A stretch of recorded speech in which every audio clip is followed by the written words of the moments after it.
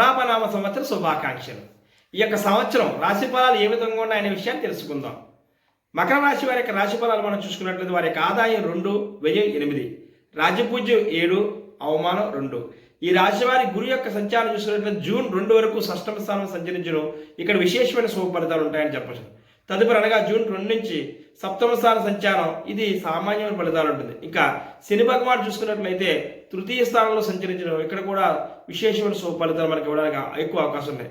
ఈ యొక్క మకర రాశికి సంవత్సరం మనం చూసుకున్నట్లయితే అన్ని రంగాల వారికి కూడా విశేషమైన శుభ ఫలితాలు పొందే అవకాశాలు మనకి ఎక్కువగా కనిపిస్తున్నాయి.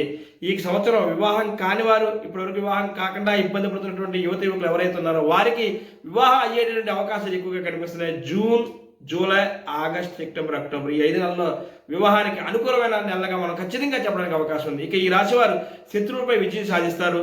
శని స్వక్షేత్రమైన మకరానికి గోచారీత్యా తృతీయ స్థానంలో సంచారం చేయడం వల్ల ఇది విశేషమైన శుభఫలితాలు ఇస్తుందని మరొకసారి నేను మీకు తెలియజేస్తున్నాను. ఇంకా వ్యవసాయదారులు చూసినట్లయితే 2 పంటలు కలిసి వస్తాయి.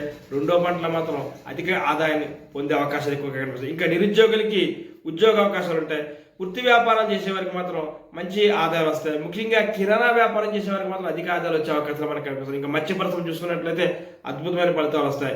ఇక జన్మరాశి అయినటువంటి ఈ రాశిలో రాహు సంచార కాలం ఏదైతుందో ఆ కాలంలో మాత్రం కొంచెం జాగ్రత్తలు పాటించినట్లయితే మరిన్ని శుభఫలితాలు పొందడానికి అవకాశం ఉంటుందని తెలియజేస్తున్నారు. మొత్తం మీద చూసుకున్నట్లయితే అందరికీ కూడా ఈ రాశి వారికి ఈ సంవత్సరం యోగదాయకంగా ఉంటుందని మనం చెప్పవచ్చు.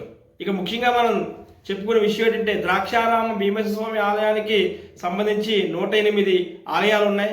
అవి నక్షత్రం యొక్క పాద ఆలయాలు. ఒక్కొక్క నక్షత్రానికి 4 పాదాలు, అలా చూసుకుంటే 108 పాదాలు.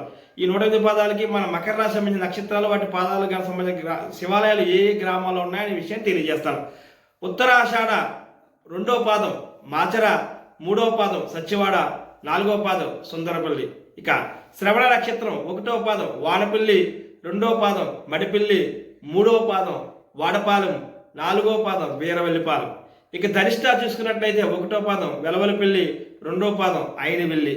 ఈ యొక్క గ్రామాల్లో ఉన్న శివాలయాలకు వెళ్ళి ఆ శివాలయంలో స్వామికి అభిషేకం చేసుకున్నట్లయితే వీరు మంచి ఫలితాలు పొందడానికి అవకాశాలు ఉంటుంది. వీరి యొక్క అదృష్ట సంఖ్య 8, 4. కలిసి వచ్చే వారాలు బుధ, శుక్ర, శనివారాలు. వీరు ఈ సంవత్సరం సుబ్రహ్మణ్యేశ్వరుని ఆరాధించండి. ఈశ్వర ఆరాధన చేసినట్లయితే మరిన్ని మెరుగైన ఫలితాలు పొందే తెలియజేస్తున్నాను. ఇట్లు శ్రీ గురుపేటం మీ ఐ వెంకట సిద్ధాంతి. స్వస్తి.